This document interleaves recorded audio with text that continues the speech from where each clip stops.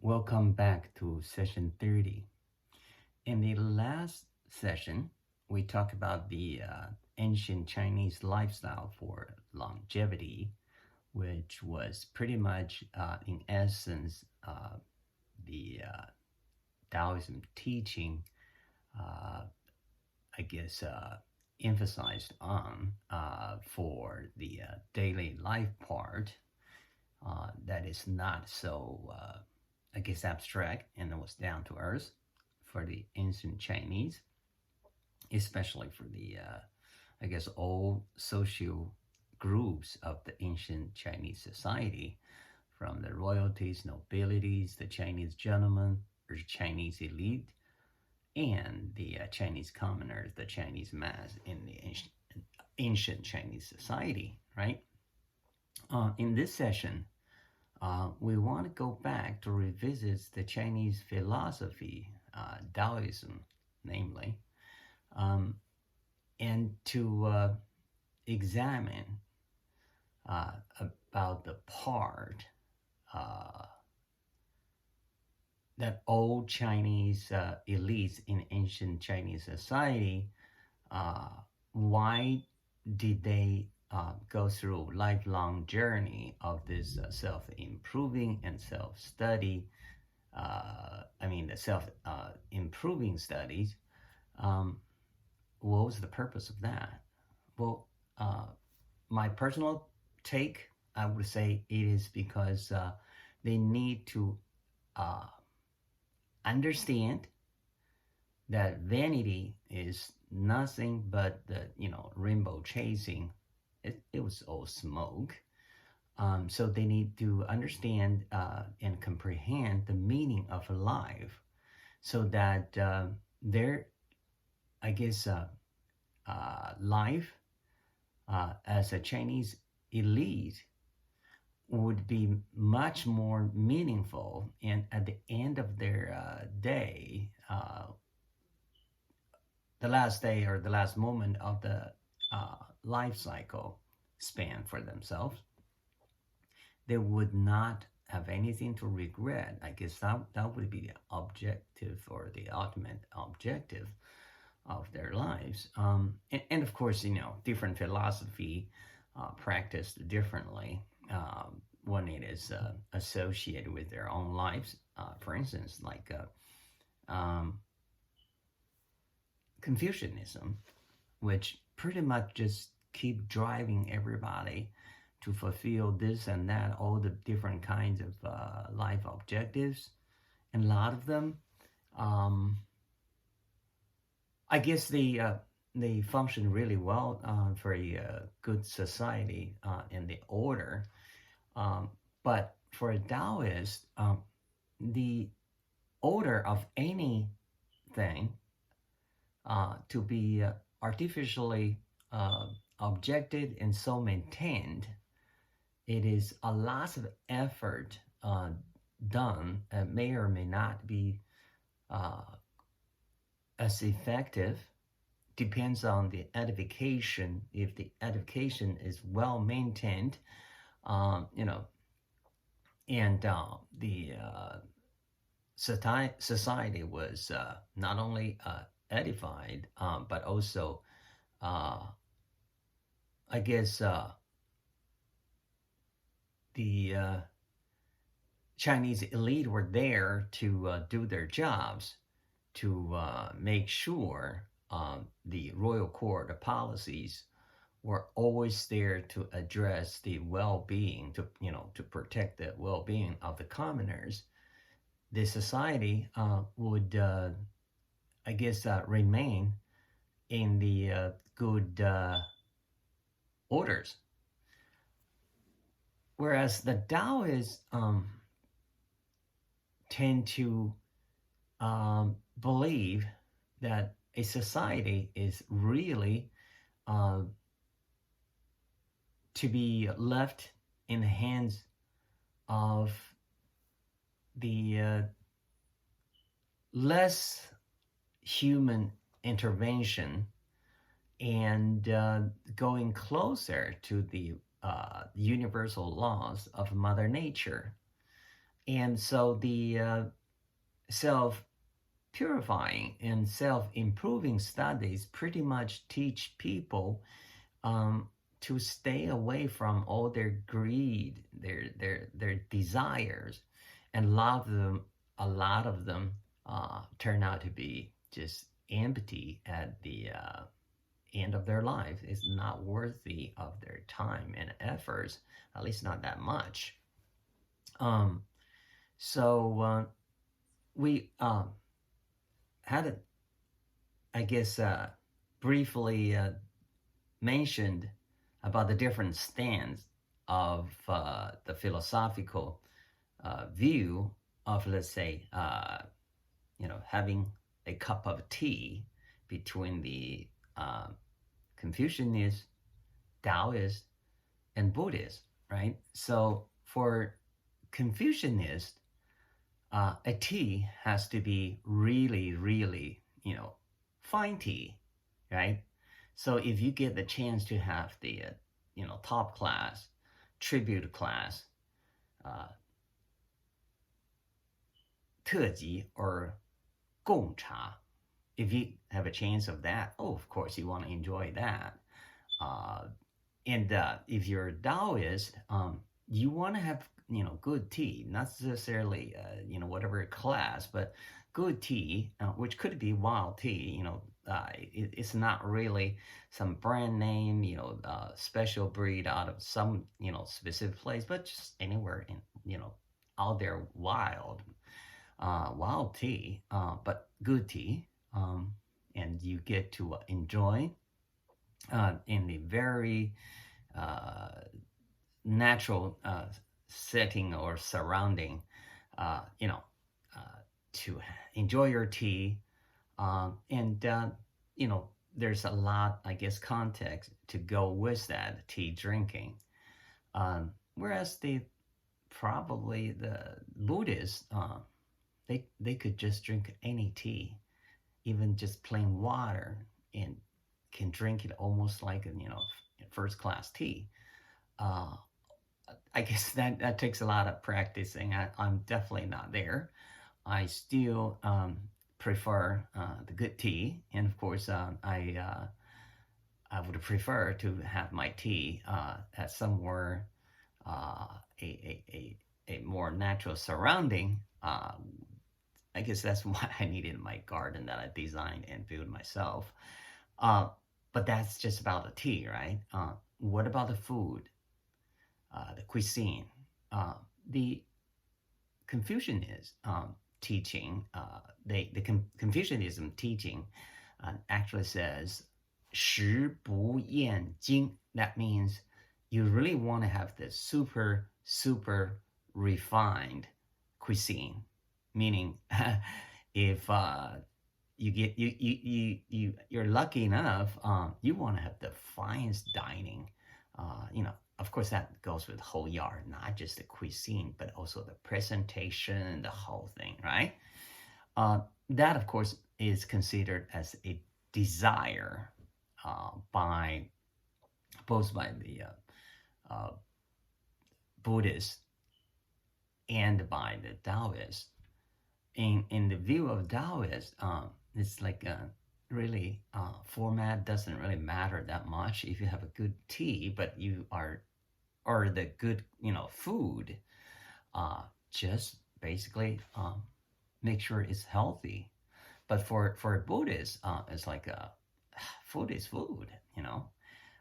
First, you do not want to have any meat because that is basically self-evident that that's a kill of a life form. And for Buddhists, you do not want to kill any life, and because that's accumulating your sin, you will go to well in the Buddhist world. There's no really exactly the same I guess description of hell like in Christian or I guess Catholic that sort. But still, you would not be able to step out of the reincarnation cycles again and again.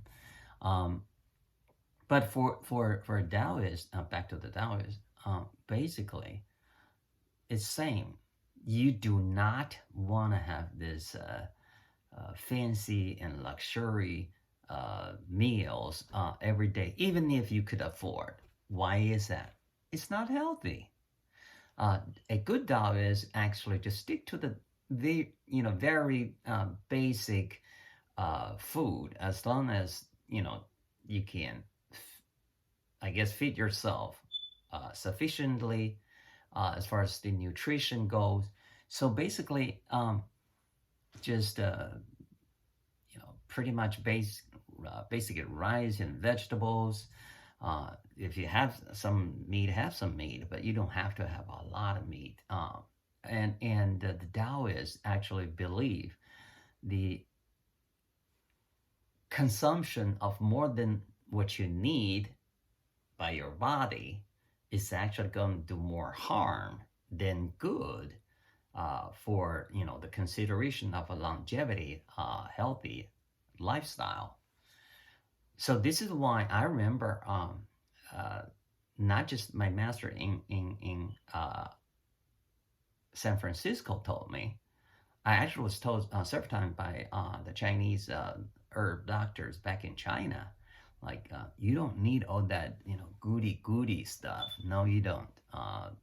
They were referring to this uh, super fancy food, and they're like, even if, let's say, financially it's not a problem, you could afford, but just keep down to the basics, because you don't want more than what you need, uh, and deal with what you want.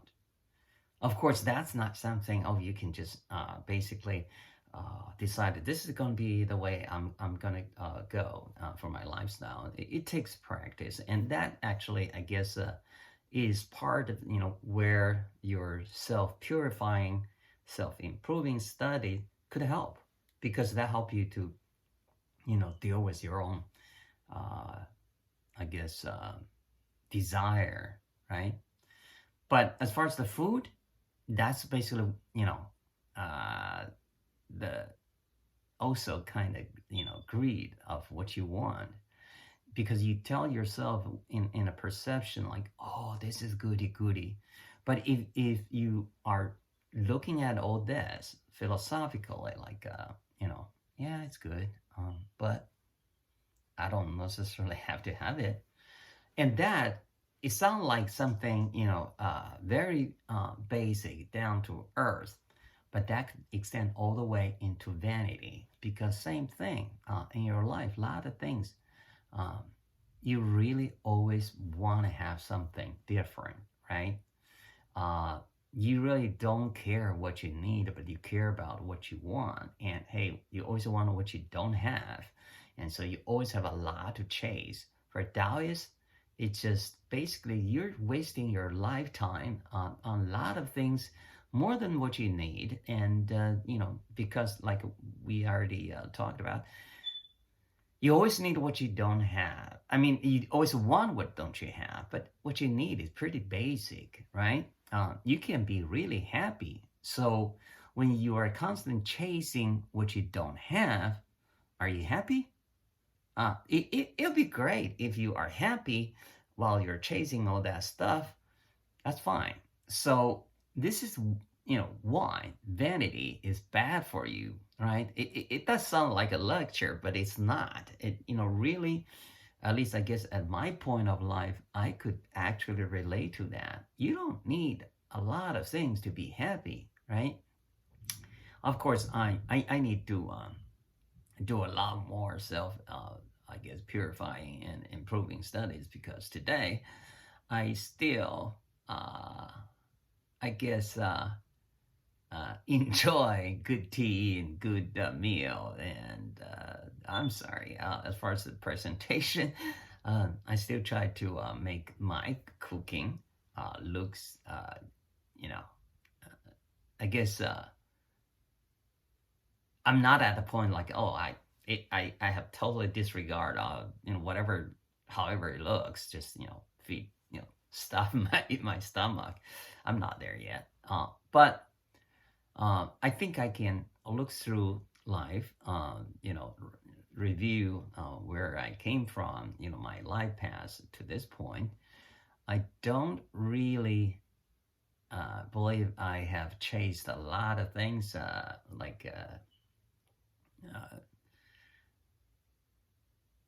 let's say, climb along certain corporate ladders. I've been around, but I did not chase those things. And as far as fame, when I was younger, of course, I was dying to become famous.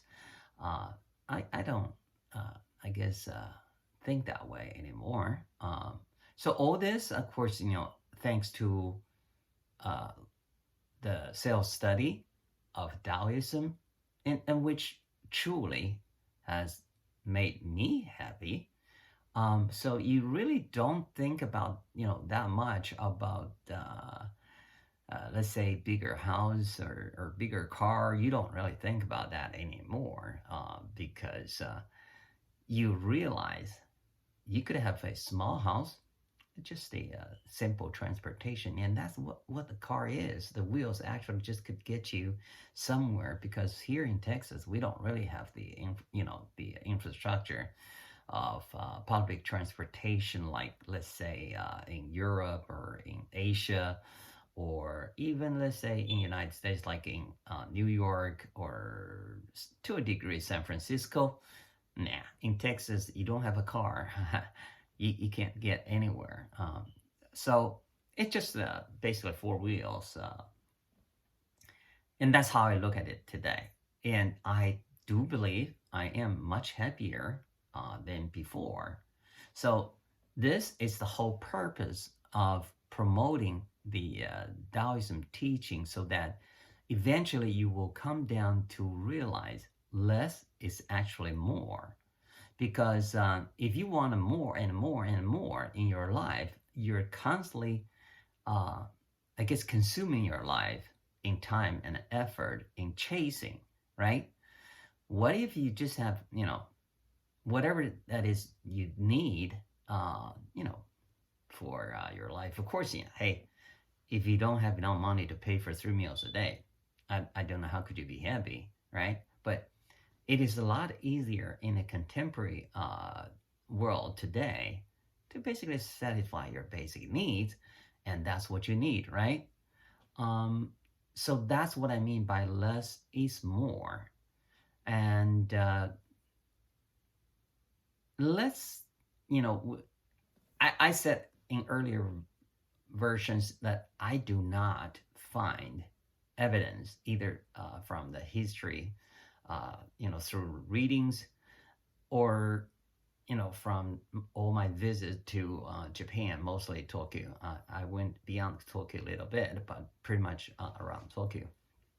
I never found the Taoism teaching in evidence in contemporary Tokyo.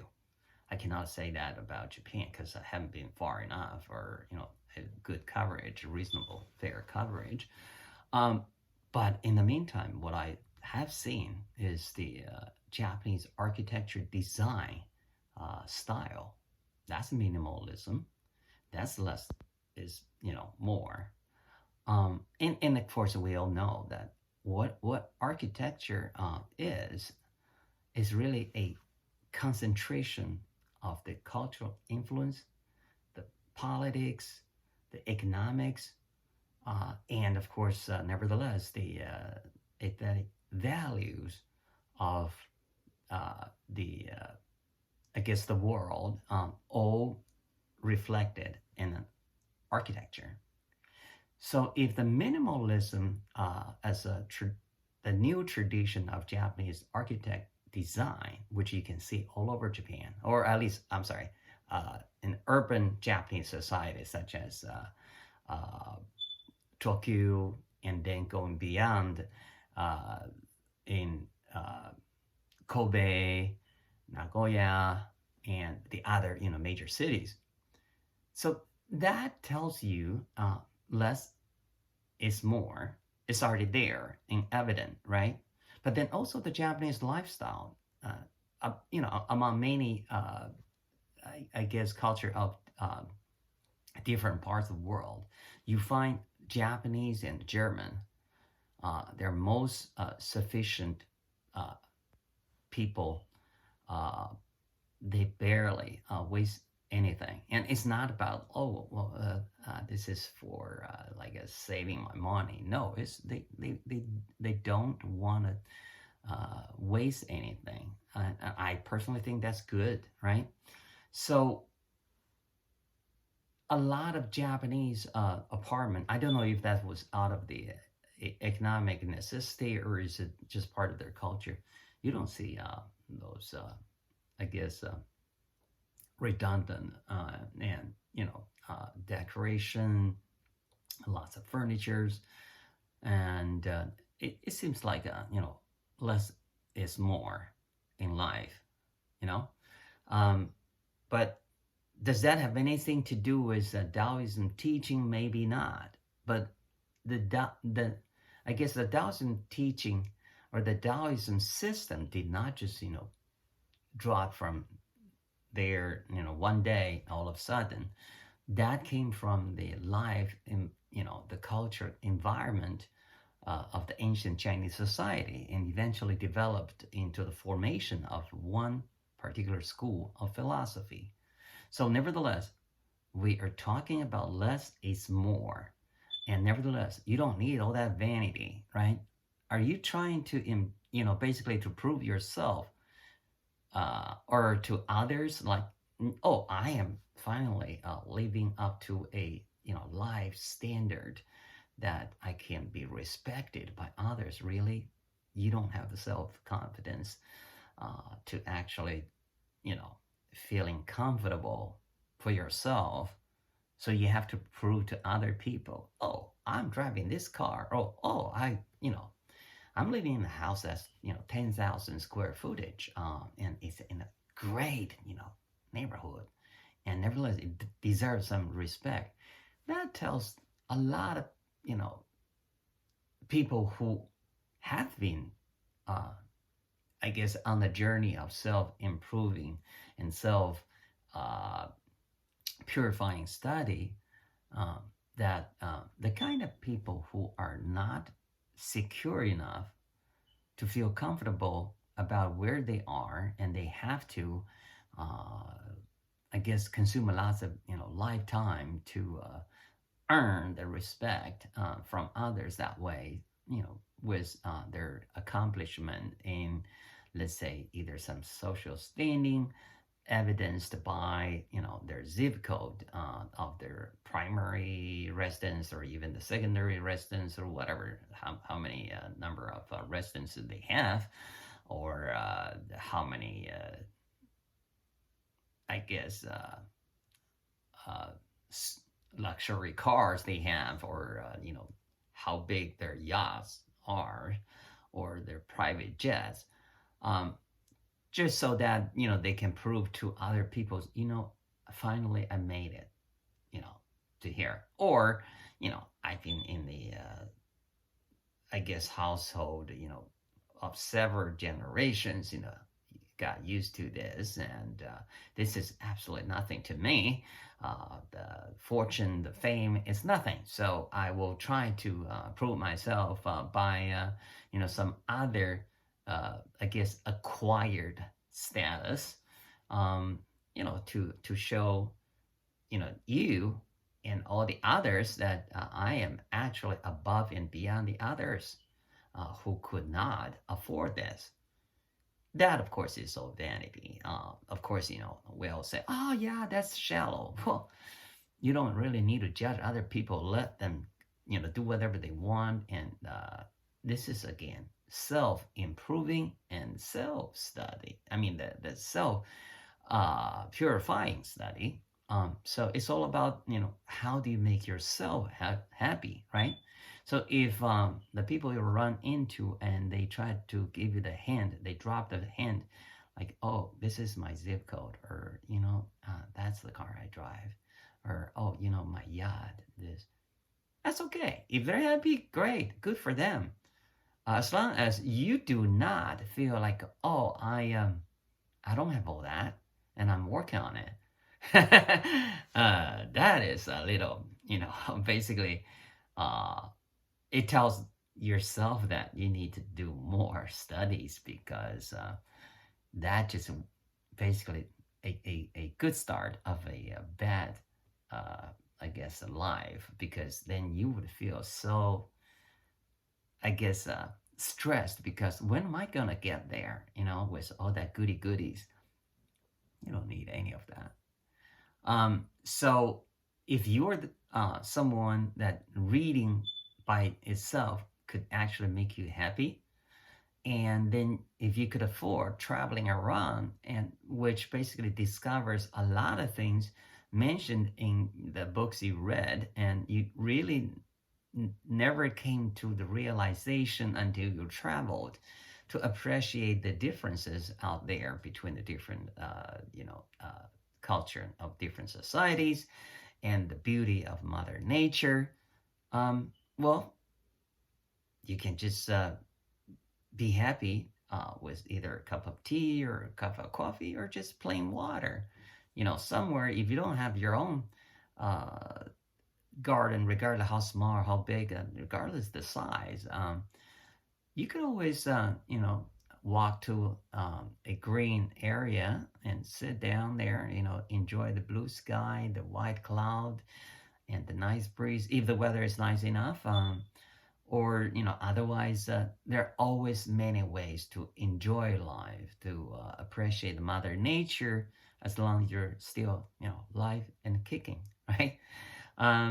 So that, I think, is the essence of why Taoism teaching is something I personally experienced that helped me be happy. And I certainly hope that is going to be something that could be somewhat helpful for your life to make you happy.